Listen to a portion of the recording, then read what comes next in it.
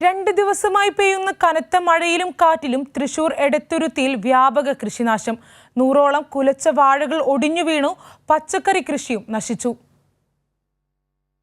ചന്ദ്രാപിന്നി കണ്ണമ്പുള്ളിപ്പുറം സ്വദേശിയായ സിദ്ദിഖ് എടത്തുരുത്തി മുനയം പ്രദേശത്ത് നടത്തിയിരുന്ന വാഴകൃഷിയും പച്ചക്കറി കൃഷിയുമാണ് നശിച്ചത്.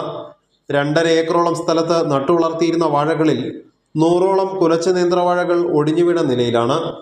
ഓണത്തിന് വിളവെടുക്കാൻ ലക്ഷ്യമിട്ട് 300ഓളം നേന്ത്രവാഴകളാണ് കൃഷി ഇറക്കിയിരുന്നത്. ഇതിൽ വിളവെടുക്കാറായ 100ഓളം വാഴകളാണ് നശിച്ചത്. വൻ സാമ്പത്തിക നഷ്ടം സംഭവിച്ചതായി സിദ്ദിഖ് പറഞ്ഞു. ഓണം കണ്ടിട്ടാണ് ഈ നേന്ത്രവാഴ വെച്ചിട്ടുള്ളത്. 300ഓളം വാഴകൾ നമ്മൾ നട്ടിട്ടിരുന്നു.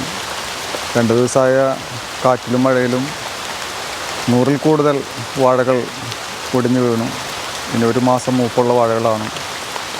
അതുപോലെ തന്നെ പാവൽ, കയ്പ, പടവലം അതൊക്കെ ഇപ്പോൾ വെള്ളം കയറി നിൽക്കുകയാണ്.